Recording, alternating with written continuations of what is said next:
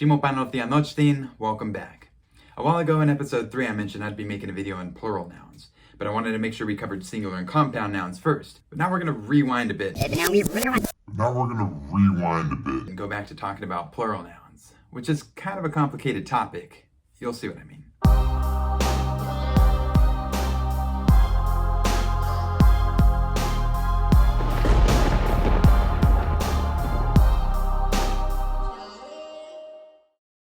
Okay, so, you know how I said this is a complicated topic?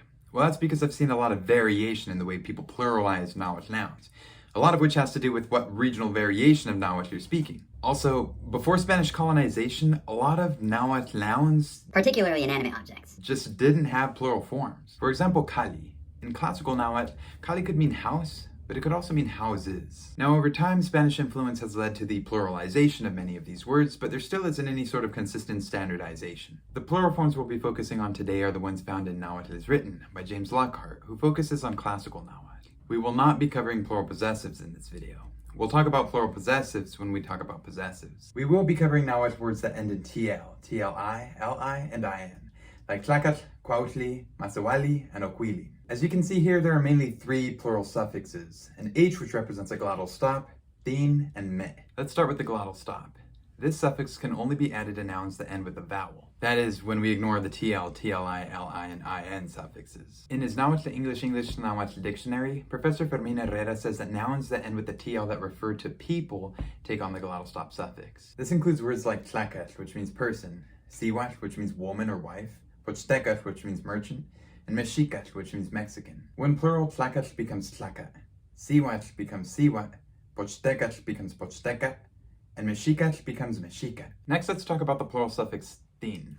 This suffix can only be added after nouns that end with a consonant. This includes words like Nantli, which means mother, Tatli, which means father, Pili, which means child, and Masawali, which means commoner. When plural, Nantli becomes Nantin, Tatli becomes Tatin, Pili becomes Pipiltin, and Masawali becomes Masawaltin. If you're wondering why the first syllable in Pili was reduplicated when it became plural, that's because Pili is one of the nouns that undergo an extra step when pluralized, called reduplication. Reduplication is common for some plural nouns, but for a lot of plural nouns, it's optional, and rarely happens when possessed. Some commonly reduplicated nouns include Teotl, which has been translated as God. We'll talk more about Teotl in another video. Solin, which means quail, Ichpochtli, which means young girl, and Telpochtli, which means young boy. You may have noticed Ichpochtli and Telpochtli reduplicate the second syllable instead of the first, making them an exception. Lockhart suggests that this could be because ich and tel might just be gender-modifying prefixes, so that reduplication occurs in the first syllable of the word pochtli. So in plural, Teotl becomes teteo,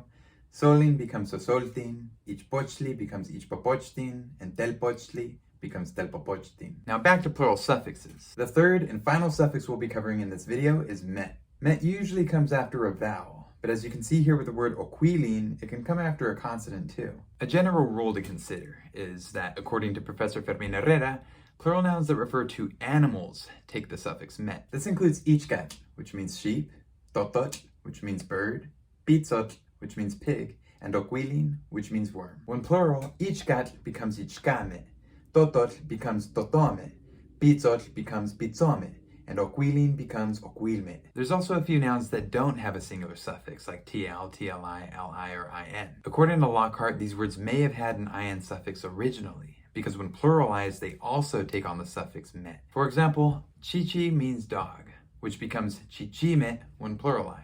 Now that we've gone over the 3 plural suffixes in Classical Nahuatl, which are the glottal stop, thin, and met, it's important to note that in Modern Nahuatl, different regions have different preferences when it comes to pluralizing nouns. Some regions prefer to use thin instead of met, and others met instead of thin. In any case, we pretty much cover the main points when it comes to pluralizing Nahuatl nouns. And if I missed anything, please let me know in the comments down below. Or just leave a comment if you want to show some love. And if you haven't already, please like, subscribe, and share. It's what keeps this channel going. Thank you for watching, and I'll see you next time.